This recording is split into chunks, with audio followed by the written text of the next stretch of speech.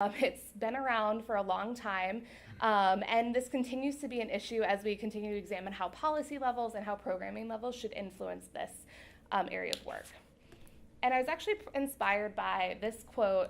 This was actually like a week or two before I proposed my dissertation. An article came out in the Cav Daily.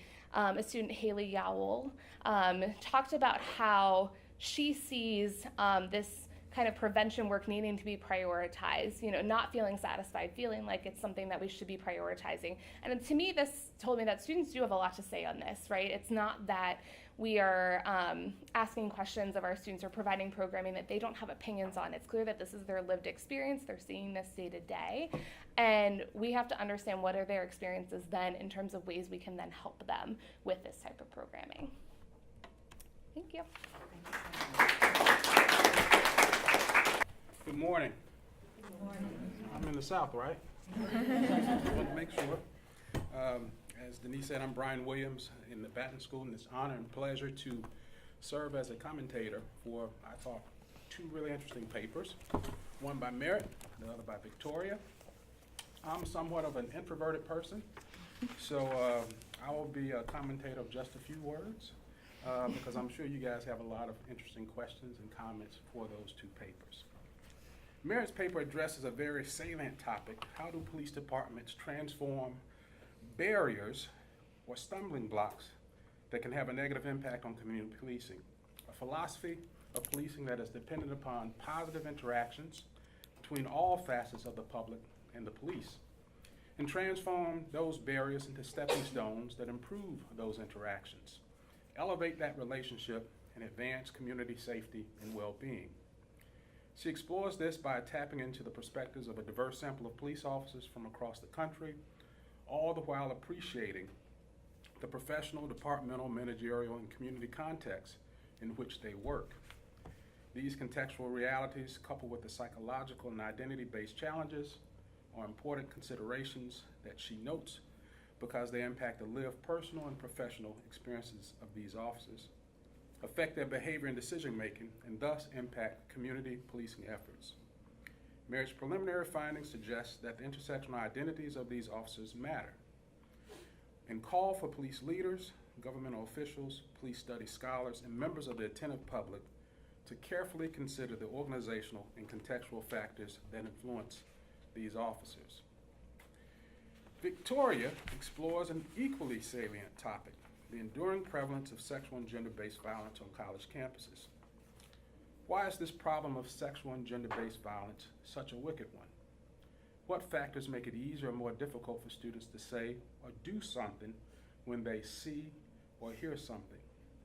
Victoria is exploring this from the perspectives of students and utilizing qualitative methods to assess students' perceptions of bystander intervention programming efforts.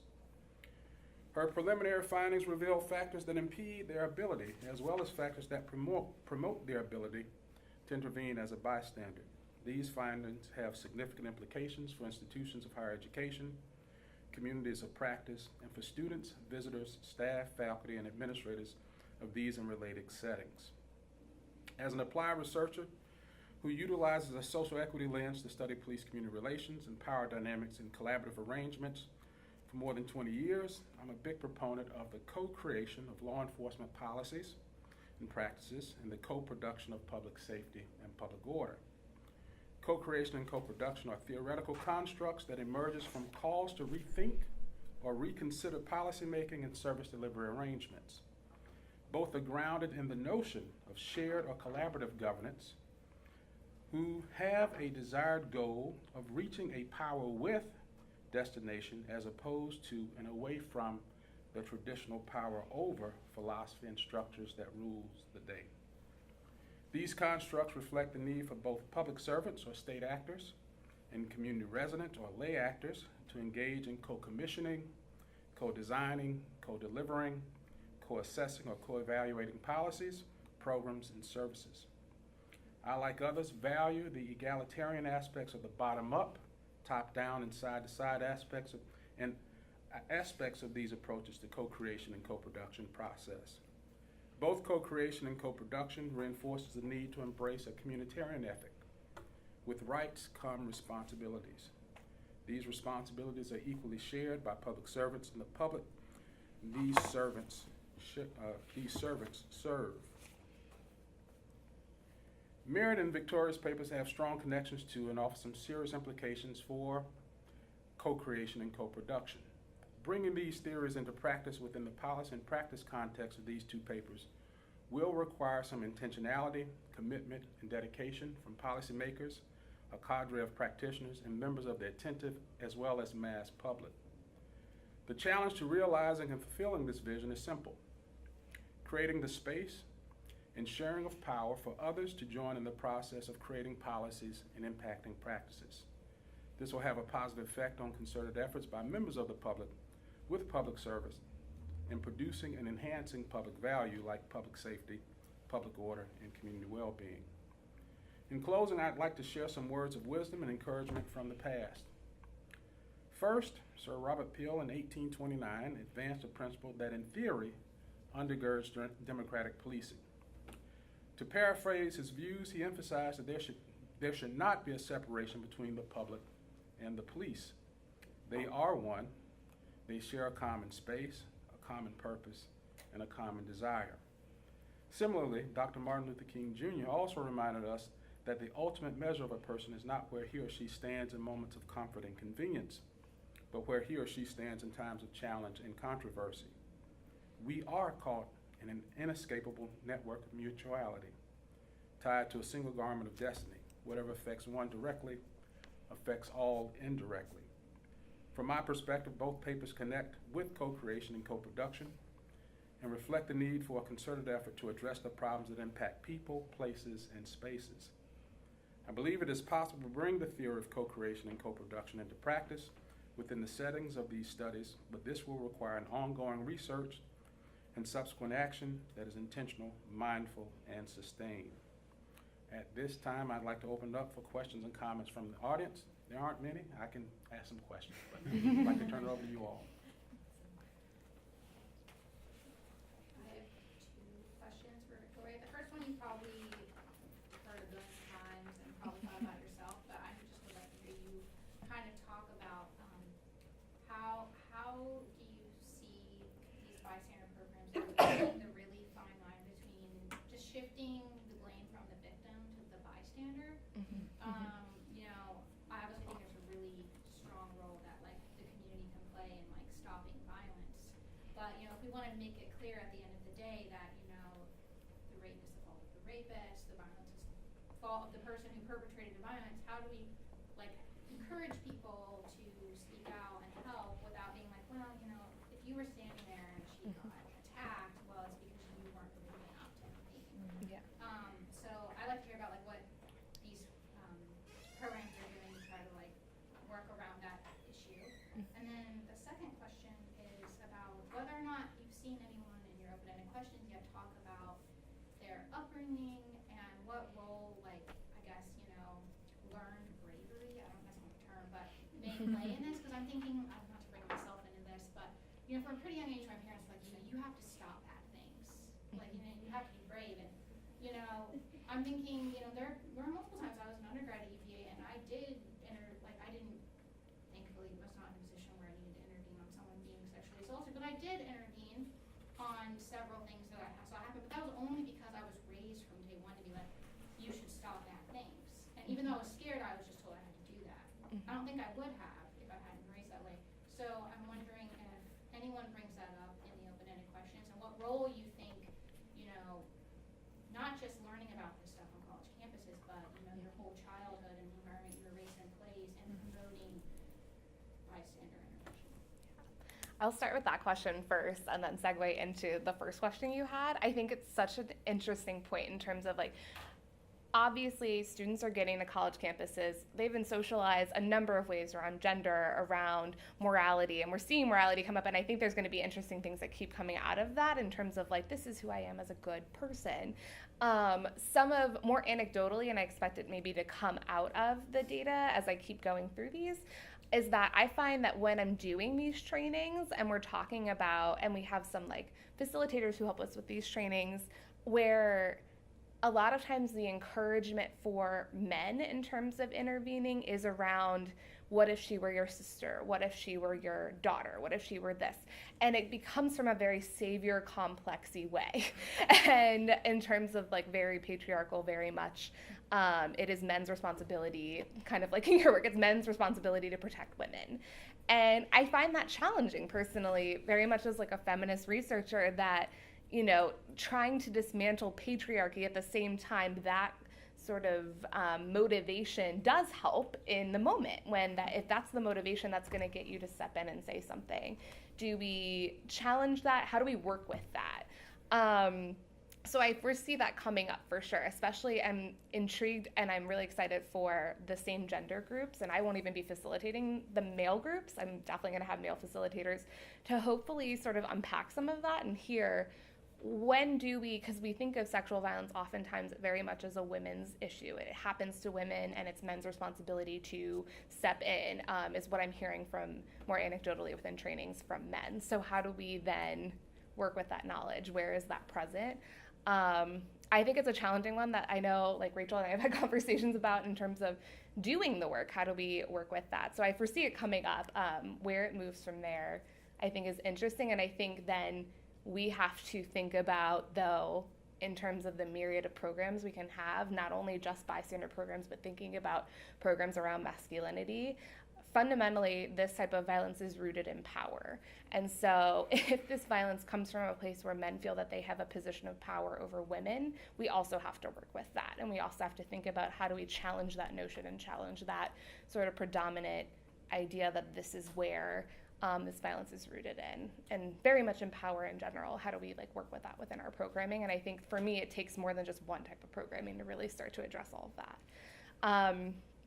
And within your first question, which I've now forgotten, let me remind myself. So thinking about, just remind me of what the main point of it was. Well, how do we just reconcile, not just shifting from victim blaming to Yes, yes. bystander? So in the programming, we have at least the program that's here at UVA, Green Dot, there is a moment in the larger training where we do a sort of spectrum-based activity where we talk about bystanders being more or less responsible. And we have students really step in and hear scenarios and think through, is the bystander more or less responsible? And that really is interesting to sort of facilitate that and hear students' opinions on that, because there are types of violence where they feel more or less responsible. There are types of situations and scenarios in which they can see themselves as being more or less responsible. And I think that comes in terms of what the situation looks like, in terms of how much access do they feel like they have to intervention in that moment, whether it be they knew the person versus not knowing the person. How the parameters of the situation are working in terms of where are they at, like location-wise, and, you know, is it a busy situation versus it's something they're very actively seeing.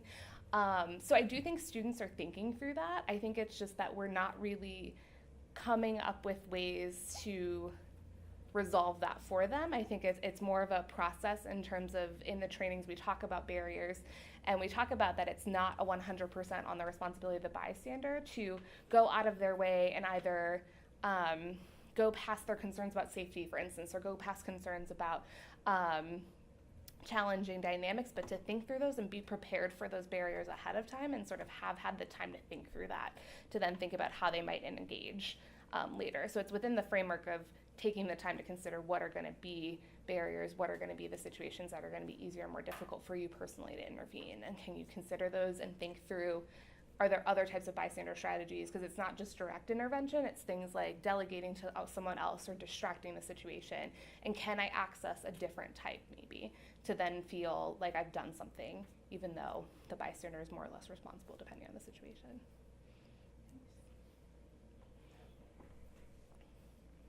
I have a question. No I'll one be else? down here for Okay, all I right. have a list. Okay. Yeah, go. One thing that really kind of connected well to that I saw surfacing from both papers is this whole notion about institutions and organizations.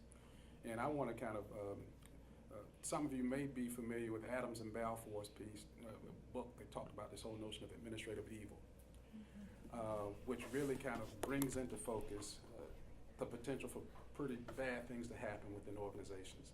And they lay out this whole notion about, you know, there are functional and intentional acts and functional and intentional actors. So when we think about trying to improve the situations with both, what do you see might be some opportunities to make sure that people understand that they can either be intentional or functional in promoting the good, or they're just going to do the opposite in kind of both kind of cases. So just thinking about your comments to that whole concept. Do you want to go first? Sure. I think in the policing context, it seems to come down to a question of what is policing meant to do? Who is it supposed to represent? What is its purpose? What's the role of the public in driving the expectations for police, especially in a democratic society? And I'm not sure that these discussions are happening in an explicit way, in a way where they actually impact what's happening in the departments. I think it would be, we have the civilian review boards, that kind of thing. So there are some mechanisms of accountability that have been promoted recently, and even Charlottesville just now essentially got one of those. But I feel like they always come in at the back end. The review happens because some complaint arose. It's not that they are driving the discussion of what do we want the police in our community to do? What do we want the priorities to be? What do we want the relationship between our officers and our community members to be?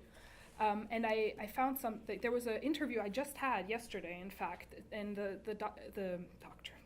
the officer said he was very wise. The officer said something that I found really profound. He said that when in some of the communities, so he was actually in Alaska, and they have lots of isolated, remote areas that they travel to by plane, and then snow machine, and so very, very unique situation. And so, of course, the individual communities have different perspectives on the police, but in general, actually quite positive. And he said that what happens when the relationship is good is that the citizens take ownership of the police. They say, these are our officers, these are our troopers, and we care about them. And I think that's what needs to happen. I think there has to be a feeling that the police is such a clear representative of what citizens need and want that the administrative part has to follow.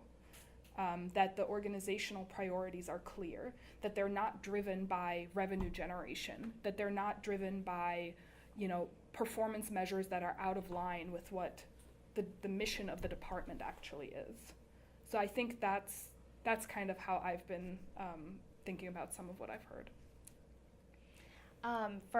In terms of bystander intervention programming, I think it's in terms of functional intentional acts and actors within institutions, I think it's moving beyond the assumption and the sort of tendency that I've noticed to have these programs coming into institutions and it's a checkbox, frankly. It's we have this coming in and it's like, okay, we're addressing this problem. I think that's a really, really flawed notion because it tends to follow what is sort of quote unquote trendy within prevention programming at the time.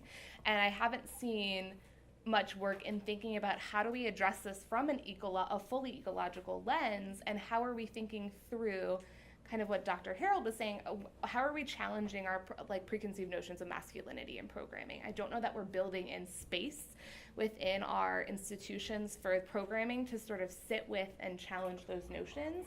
And I think we have to ask the hard questions. We can't sort of shy away from the hard questions and sit in the comfort of, well, we have something, let's check a box and let's say that we're addressing this. Because frankly, if we have been addressing it all along, things would have shifted since the 80s and they haven't. We keep seeing this come up, and we keep seeing women telling stories, in particular with things like #MeToo, of continually experiencing harassment and assault and things that just point to a larger, more structural issue underneath. So I think there's, for me, institutions needing to go to that next level and continuing to ask those questions that underlie why is this even present, and not thinking through, and this is beyond my dissertation, obviously, right, but beyond thinking through how can we sort of show that we're addressing this versus doing the actual intentional work and doing the work as they themselves, as administrators, I think, engaging with these questions themselves. I think it should be about more than just saying, okay, we provided this thing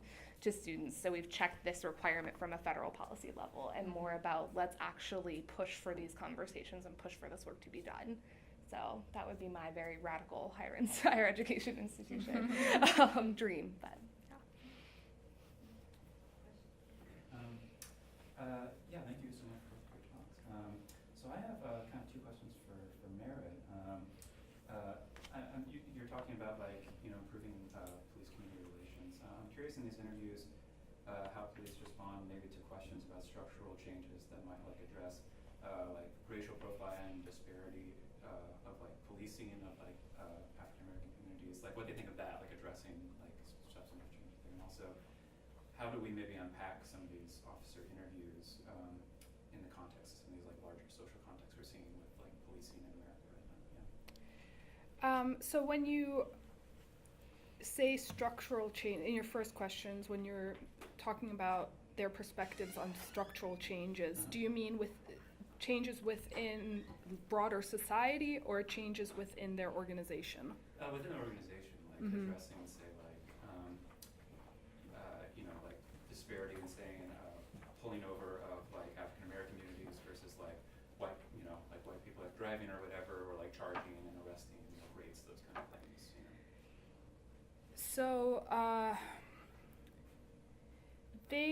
So for one, I would say that I'm definitely seeing some generational differences amongst the officers that they themselves describe.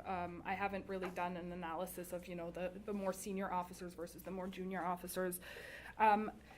But even anecdotally, I'm hearing a lot about, that the younger or older officers have a different approach to work than the other group does. And there was a really interesting, a really neat example of this actually in a conversation about an older officer. I was talking to an older officer. He'd been on the job 37 years, so he was one of my senior guys. And he was talking about this rather negative interaction he had with a transgender person. I don't know if it was a man or a woman. And he said it just went really south. And he didn't intend any negativity, he didn't intend any harm, but he just felt ill-equipped to know what to do, essentially. So the interaction went poorly. And just before, we had talked about how, the younger generation is kind of soft and, they don't know how to present their authority and that kind of thing. And then in that moment when he told me that story, he said, well, it kind of goes both ways, though, because a younger officer then told me about, he was like, well, there's a difference between sex and gender. And he got a lesson from the younger officer about these issues. And I thought that was really neat. It was such a good example of where there are things we can shift, especially because there appears to be a lot of willingness to do that. But I think a lot of times, that's not something that the organization is thinking about. They're just thinking about the officers that they have on the ground who are going on patrol, but not necessarily thinking about these broader cultural shifts that need to be addressed as these officers go on to patrol for their 35th, 6th, 7th year, right?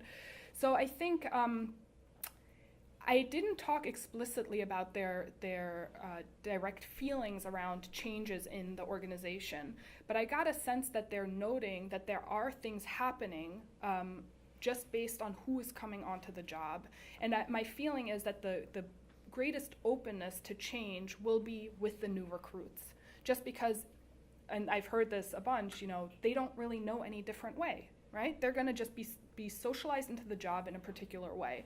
And so there's not the potential for resistance in the same way as someone who's been doing the job for 20 years or longer. But again, we do see in that anecdote that the officer was very willing to listen to what the younger officer had said and to hear about this thing that he probably hadn't had to think about, and that is now something that we're very socially aware of.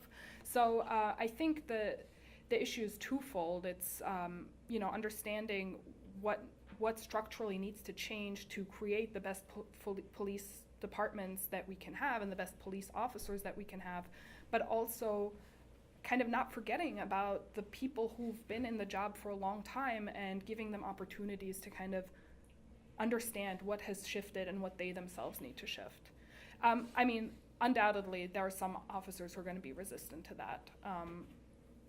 And maybe the officers I talk to, just by self-selection, are going to be more open to some of the things that I just mentioned. But I think that would be one. The other question was more about kind of can you remind me? I think it was kind of just about method, like in the context of like some of these things, how maybe you're unpacking these interviews, and it sounds like you kind of already responded to it, like, talking about like this particular interview. But I guess, just how you work through these interviews in this kind of context, I suppose. But you kind of addressed that already as well.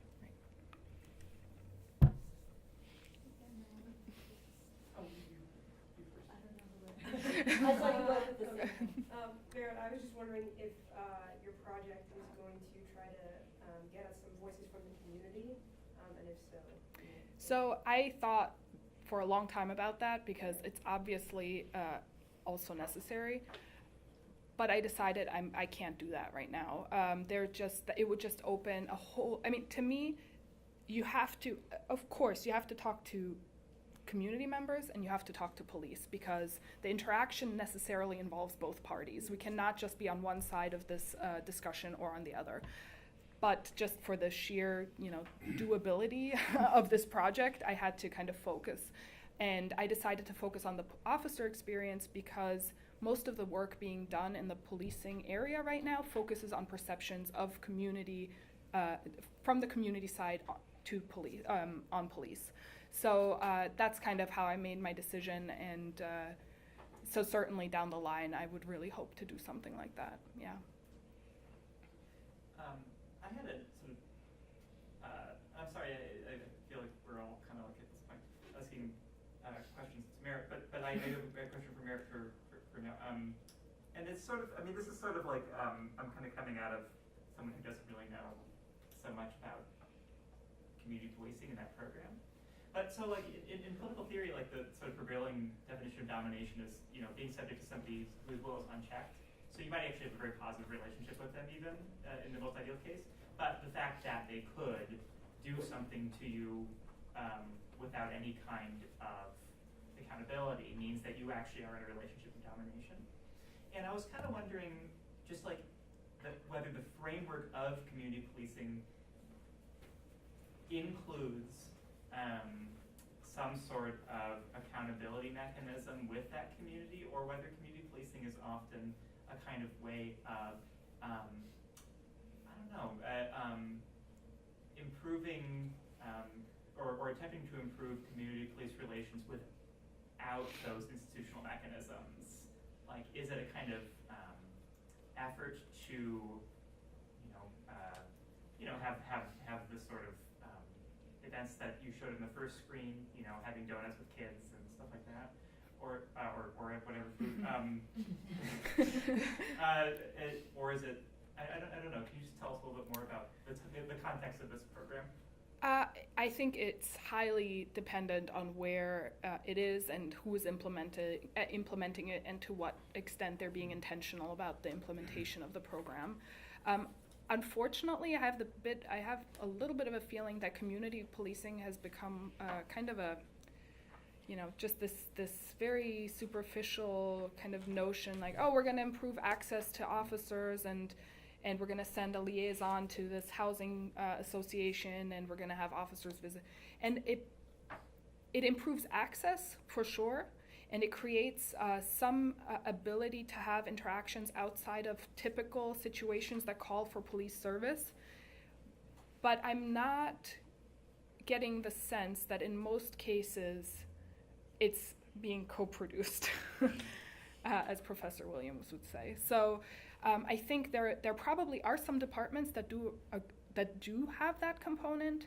I have not seen it very much, but I also have not specifically looked at the kind of logistics of these programs. I think typically they're kind of implemented as one way to have something different than enforcement, but not necessarily as a collaborative, mutually constituted process.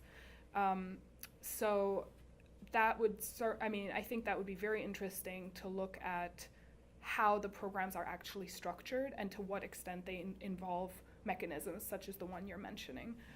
But my feeling is that that's probably not as often as we might like. Perhaps you have a comment on that as well. Yeah, I think you really hit on a point. When you think about 16 to 18,000 law enforcement agencies, right, in the U.S., and it varies. So it depends upon where you are, the type of policing that you receive. And history matters with that, leadership matters, the context really matters. But I think progress is being made, but it's slow. Got an alert yesterday. I agreed to sit on the interview panel for a lieutenant's position at UVA. 10 years ago, probably that didn't exist, right? You didn't have those opportunities for non-law enforcement folks to be a part of these discussions. But within the past 10 years, when I was at the University of Georgia, same type of thing. So they're trying to slowly bring people in to get at this whole notion of power with instead of that power over. But it's a struggle. And it's a struggle primarily because of what's happening internally within a lot of those organizations that might be a reflection of what's happening at a higher level in terms of the politics of that local government or what have you. So progress is being made, but it's many miles to go before you can really kind of rest at this whole notion of power with. And that might be logical, might make a whole lot of sense, because I think I do a lot of participant observations. I'm new to Charlottesville, but it's been fascinating to kind of follow what's going on with the review board, right? It's power over, right? We're trying to switch it from power over, from one aspect of power, instead of trying to get at this whole notion of power with, that I think would be that ideal kind of place. You need to appreciate that professional knowledge within law enforcement, but you need to also embrace that community knowledge within communities, I think, to really do some really neat things. So I want to segue into a question kind of fitting with that. The bystander training, how is that developed? And if you know, and then kind of what I'm kind of getting at is, if you had to co-design it, right? How would it possibly look? Would it look the same, or would it look a little differently? Yeah, so the development of it, the particular one here at UVA developed at the University of Kentucky, but there are a number of different forms of it nationwide, and since it's become a federal policy, folks have been implementing it at federally funded institutions, right? And so it comes from social psychological research on bystander, the bystander effect, and how, if anyone's familiar with Kitty Genevieve's, the case in New York where a woman ended up being murdered on a street, and there were a number of passersby, and no one intervened, no one called 911, no one did anything to help. And so, in fact, if you read the case report for Hannah Graham, which occurred our first year here, there is again another case where there are a number of bystanders who saw what was happening, who felt uncomfortable about it, and didn't do anything, didn't call 911, didn't sort of step in and ask what was going on. So it comes out of figuring out how to combat the bystander effect, and there's a number of sort of principles within that in terms of being concerned about how others will think of you, and some of the barriers within which I'm seeing it within my research. So parallels to that, and providing actual skills and practice and skills for students to grasp at. And here at UVA, they're called the 3Ds, so it's direct, distract, and delegate. So direct meaning the direct intervention, kind of how it implies. Delegate meaning either saying, hey, your friend over there needs help, or calling the police, whatever it may look like. And distract meaning finding a way to distract the situation. So these programs look a number of different ways. Here at UVA, there are two versions. There's a overview talk, which is more like an hour, where you're kind of providing a broad strokes look at bystander intervention in general, thinking about barriers, but not as in depth, and then thinking through what are those 3Ds and how can we sort of influence the culture in both reactive ways when we see something happening, and then proactively thinking about how are we passing along messages that this violence isn't okay. And then the longer training, the multi-hour training, gets into all of that at much more depth and asks students to practice and think through different scenarios and skills that they can attain. So all that being said, my ideal program takes all of that, but really starts to ask ourselves, when we're looking, I don't think there's enough work done at looking at situations. The students keep saying they're not sure if it's a situation in which they need to intervene. So I think there needs to be more work done around how are we interpreting our situations, what is our lens in terms of how we're interpreting that, who are we willing to intervene on behalf of. I'm hoping to take an intersectional approach to my work and thinking through, if I see a man in this problematic situation, am I as a woman less likely to intervene because it's not what my narrative, it's not the schema I have for how the world looks in terms of who is potentially going to be a victim. So I think there is a level of needing to sort of dig deeper within challenging our own preconceptions that I don't think the program gets at this stage. And that's part of frankly, I think an implementation question in terms of how do you implement something like that. I think that's challenging, and I think there needs to be room to think creatively about how can we create spaces where even before we're saying here are the skills you can have to intervene, it's thinking through those moments when you're even trying to take that first step of interpreting a situation. And so my ideal program would build in a lot more room for that, and that would be then coming up with some notions of what are our ideas about masculinity, what are our ideas about what it means to be a perpetrator, how are our power relationships in terms of if I'm in a fraternity and that's my older fraternity brother, how do I deal with that in the moment of I'm not okay with what they're doing, but they have a sense of authority over me. And we see this in, even in academic settings with advisors harming their other students and people having kind of been aware of it and their reputations. So I think we just need a lot more work in terms of how we're identifying things and how we are sort of being pushed to challenge what our notions are of perpetrator, victim, bystander, and who has the responsibility to intervene. Yeah. Can I ask just a follow-up Yeah. question? I just took a women's self-defense class, and it was on acquaintance assault, focused on as opposed to stranger, which has been the model, but as we know, it's more assaults are acquaintance model or acquaintance than stranger. And so when I think about the bystander model, I often think, most of the people will be strangers to me. Are they strangers to themselves? And I'm wondering if any of the research that you've done has indicated, or if you've thought yourself about how you might translate something like this to acquaintance assault, and also in situations where I, a stranger, might be an acquaintance of both of the people, since that might also be more prevalent than strangers all around. Yeah, definitely. I think that would be another level of the ideal programming, right? Because it is acquaintance level. And I think that's, especially in dating and domestic violence, we don't know how to talk to people about, I have a counseling background, and there are so many levels of training that I got as training to be a therapist on how would you even begin to talk to someone who's in an abusive relationship, that we're not infusing into this kind of work in terms of being a bystander. So I think thinking through how do we have difficult conversations with good friends of ours, and that could be friends who were being victimized, but also friends who are doing harm. And there's some of that in terms of there's a little bit of that touching on the surface of that in the programming. For sure, it's, there are scenarios with that, but I think we're not giving skills about what are the active skills to how to address that. How do you bring it up to your friend? When is the right time to bring it up to your friend? So I think that there's a deeper level, again, for that we could get into in terms of this is not just the person you see at the frat party, and the scenarios we see a lot in terms of instances where, there were a bunch of news stories recently, or a while ago, about two women intervening when they saw a man put something in another woman's drink at a restaurant. That's a stranger. So it's okay, there's a different level versus if you see if you're at a party with your friends and one of your guy friends put something in a girl's drink, what do you do? How do you have that conversation?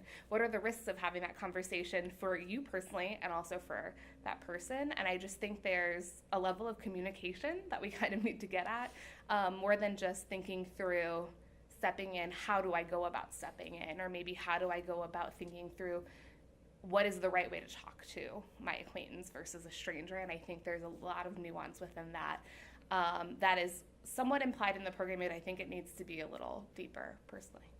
Because I find it challenging, and I obviously have a lot of training, and I think a lot of people find that challenging when they come up with, they're looking at their friends, they're looking at their family, and they're in these relationships, and even with this training, it can be very hard to figure out when is the right time and what do you say.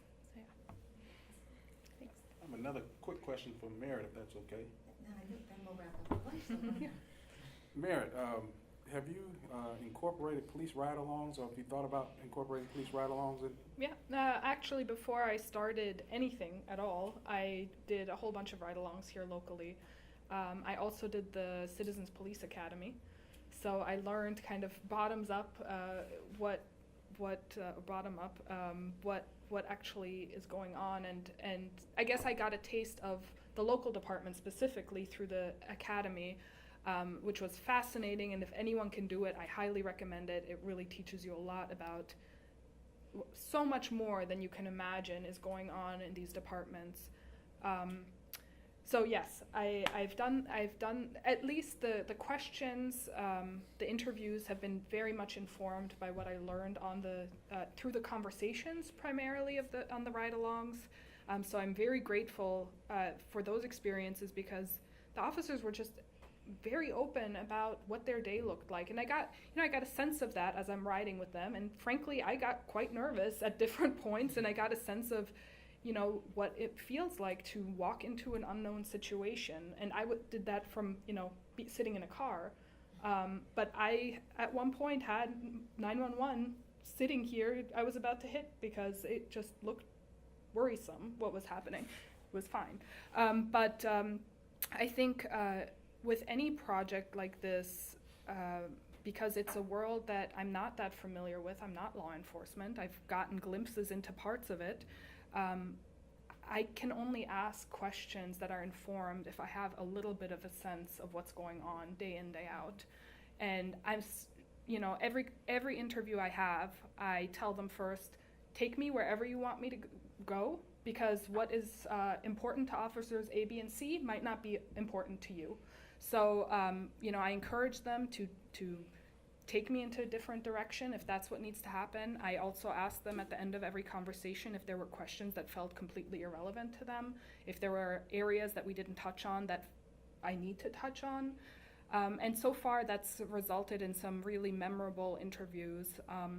Luckily, nothing was totally off base, so that's always good. But yeah, I would love to be able to do more of the ride-alongs in different environments, just because I got a very specific experience here. Yeah. Just a quick thing on that. Unless it's changed, you can call the police department here. They have ride-alongs set up. For 40 plus years in the courses I taught, it was always a requirement that all UVA students rode with the police. And I usually suggest that they ride on a Friday or Saturday night. They're a little bit busier, and I can say without any question, because they always wrote me up a little thing about their, one pager, what did you learn?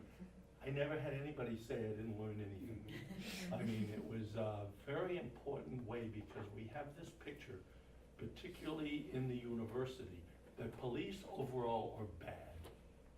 And that's been what the news gets. We have all of that stuff. And you ought to ask one question. If you're in trouble and you're a community member, who do you call at 2 o'clock in the morning? The only helping agency that's open 24/7 of the police. And you call them, and if you don't come, you're in trouble. If you do come, you can be in trouble. I mean, police have to go. And that's one, I'll stop there. Because some of the stuff that's gone on in this town in terms of some of the arguments about the police, they have no ability to say, no, I'm not going to go down and check on those young men. They've had a phone call. That's their job. They have to go. How they do it is where it becomes important. So the last thing that links to Meret's the comment of one of your people, I think it's incredibly important. What's the reward punishment system? I mean, I haven't heard anybody, and I'm dealing with police and so forth for 50 years.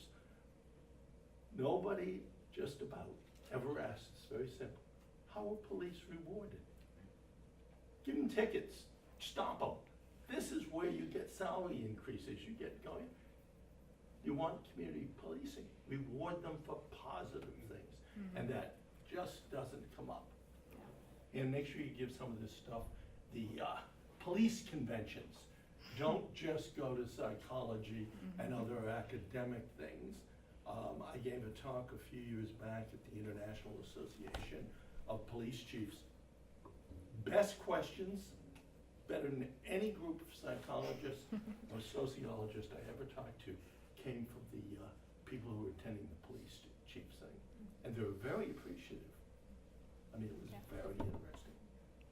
So that brings us back to the whole idea of being activists, and W.E.B. usually said you didn't think of yourself as one, had a way to respond as well about bringing our research back to the communities you're supposed to serve and hearing from them, which I understand to be the theme of this panel. Thank you so much. Thank you. Thank you all for being here. Thanks for PVI for hosting this, Nick and Denise, and thank you so much, Meret, for your comments. So this is the third chapter of my dissertation, and it's a dissertation broadly on the ways that African American writers during Jim Crow found democratic potential in writing, even within a public which often refused them. And this particular chapter is an early effort to think through the complex political relationship between writing and the human in W.E.B. Du Bois's thought. Du Bois's political aesthetics during the 1920s, most famously formulated in his 1926 essay, Criteria of Negro Art, is occupied with the human in a way few political theorists have considered. Writing at the height of the eugenics movement in the United States, Du Bois conceptualizes an aesthetics which is bound up with the recognition of blackness as human. But this is not a recognition which simply asks that black Americans be included in the racist prevailing terms of what it means to be a human, defined, as Sylvia Wynter notes, by a structure of racial patriarchal capitalism. Rather, his project through this period is disruption and aesthetic reconstruction, efforts to create a new way of being in the world against the disciplinary and deprivatory protocols of his Jim Crow historical moment. I explore this role through Du Bois's 1928 novel and his creative contribution to the Harlem Renaissance he helped usher, Dark Princess, a Romance, which in many ways serves as a companion to the aesthetic political theory he famously articulates in Criteria. Dark Princess follows the journey of Matthew Towns from his rejection from a segregated medical school to his life as a Pullman porter, his career as the representative of a majority black ward in Chicago's political machine, to finally his love for an Indian princess and revolutionary, Cotilia of Bois, who, through their letters, formulates with him a plan for a new anti-colonial and anti-racist world order spurred by the rebellion of colonized and Jim Crowed people globally. Throughout, Du Bois engages in a critique and reconstruction of what Sylvia Wynter, through Frantz Fanon, calls the sociogenic order of the human, the cultural, economic, political, and even imaginative and habitual ways of being human in daily life under racial capitalism. If Du Bois is looking at this period of his career for the alternative epistemic, moral, and perhaps above all, aesthetic principles through which to envision, as I will note, new ways of being human, and being human specifically toward this anti-colonial project, Dark Princess offers one vision of that reconstruction, and it's a vision explored through the insurgent textual space, which I'll explain more of later, of Matthew and Cotilia's often painfully mushy but really fascinating love letters, a space in which they imagine new, pleasurable ways of living against the painful, sense-depriving world around them. Epistolary exchange becomes, as Catherine McKittrick describes, an alternative geography at the margins of the human. To illustrate this argument, I want to turn to the novel's third part, Here, Cotilia frees Matthew from his misery as an agent of Chicago's political machine, where he has found disappointment in his effort to buy himself a life of beauty and goodness under racial capitalism. Such a life, he finds, requires recognition from white wealth and authority. But that recognition, he soon finds, can only reinforce the same structure which deprives him in the first place, and does not grant him the beauty he seeks. The whole world around him, he describes, is painted with an oppressive ugliness. Chicago's aesthetic is described as a prison cell, gray, cold, and bare, with dirt endlessly accumulating, blankets of noise interrupting his thoughts, bad food, rotten smells, and perhaps foremost on Matthew's mind, a distinct lack of sexual pleasure. Matthew longs for another sort of living, incompatible with the very cultural, economic, and political, in short, sociogenic, structure in which he finds himself. Matthew's pursuit of a new way of being, apart from the oppressive sociogeny of the human under Jim Crow, takes place through his epistolary exchanges with Cotilia. Writing is, in Dark Princess, the space in which experiments in living take shape within, but distinct from, that present. The letter in epistolary literature, and some of the tropes of which he's explicitly drawing on, is often a liminal space, an erotic delay in which a relationship develops or devolves, the lovers shaped over time by their exchange. They imagine each other's worlds and create a textural world of becoming between them. Similarly, Matthew and Cotilia's letter writing enacts the making of an alternative textual space of this liminal deviance, as Sylvia Wynter says, the development of a way of life which is not yet, unseen by the eyes of white authority. Existing before the revolution, Cotilia hopes will unite what she calls the global black belt in anti-colonial rebellion. In these letters, they consider the meaning of work, love, beauty, revolution, democracy, and finally memory, all the while contesting what a new world will look like and what their places in it will be. At the furthest depths of material deprivation, the world they construct in their letters offers respite from an ugly, sense-killing reality, as well as the promise of another one which grants them beauty.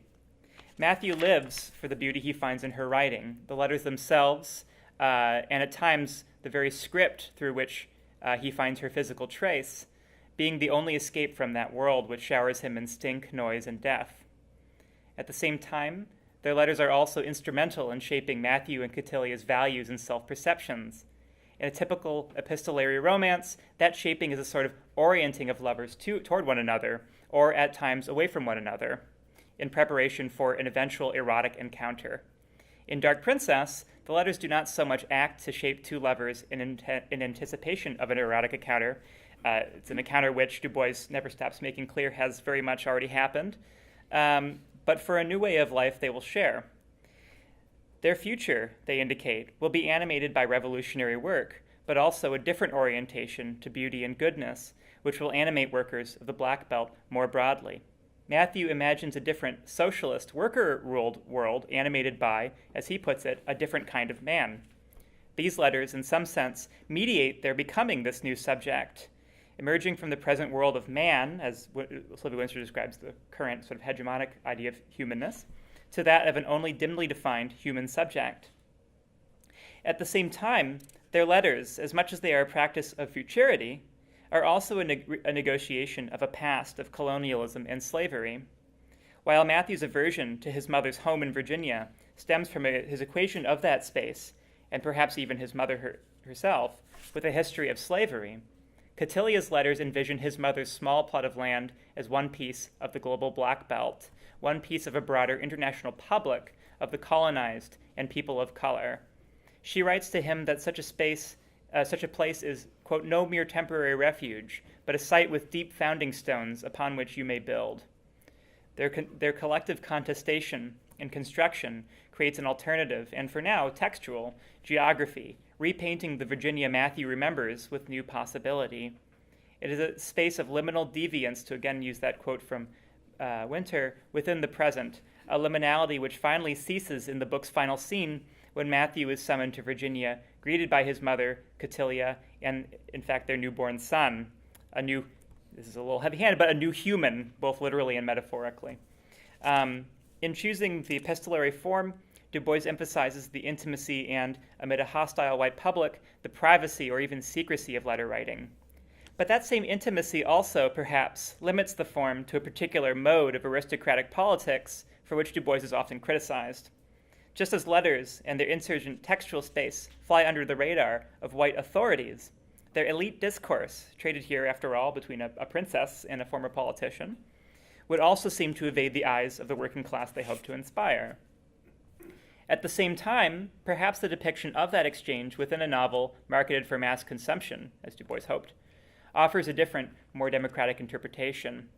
Perhaps the intimate epistolary space, cut with the novel marketed at the height of eugenics to a hostile Jim Crow audience, offers a productive tension.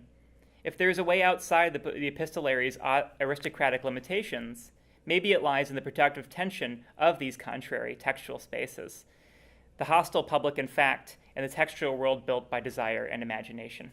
Thank you.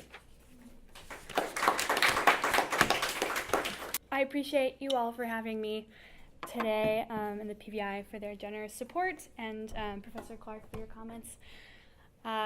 Today, my talk is a bit more abstract than some of the other talks, so thank you for your willingness to be abstract with me and to talk about some somewhat emotionally difficult questions. So my dissertation research considers contemporary narratives of sexual and gender-based violence through the lenses of certainty and uncertainty. And today my primary assertion is the location of Me Too's discursive intervention in what I call a rhetoric of certainty. So I'll talk through what I mean by that. Historically, individuals and collectives working within an anti-rape framework have used declarative language and affirmation to claim the epistemic authority so often denied to women and survivors. And Me Too, in a lot of ways, just simply did this bigger and louder than previous iterations of this. But today I want to understand Me Too as a reclamation of certainty, as in response to what Miranda Fricker has called testimonial injustice, an identity-based prejudice that causes auditors to read certain accounts as lacking authority, credibility, and credence. So in my dissertation, particularly in the Me Too chapter, I draw from a wide body of contemporary narrative-based media, which includes fiction and non-literary forms like social media, blogs, and tweets, which have absorbed, expanded, and reimagined some of Me Too's language to think through the discursive ramifications of violence against women. Today I'll use some examples of Me Too tweets and excerpts from Kate Walbert's 2018 novel His Favorites to characterize Me Too's rhetoric of certainty. I then briefly read how His Favorites uses the grammatical mood of the subjunctive, which is a little technical, but we'll get there, to demonstrate how the epistemic certainty granted to those in positions of physical, material, and social power actually enforces the lived precarity of victims of sexual violence. And we'll look at that in language, which is the focus of the talk today.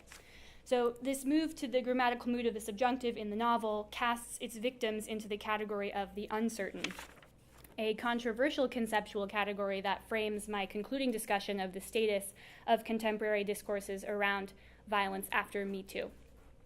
So my discussion today makes a couple of critical assumptions. The first one is that listening to women is in general a good idea.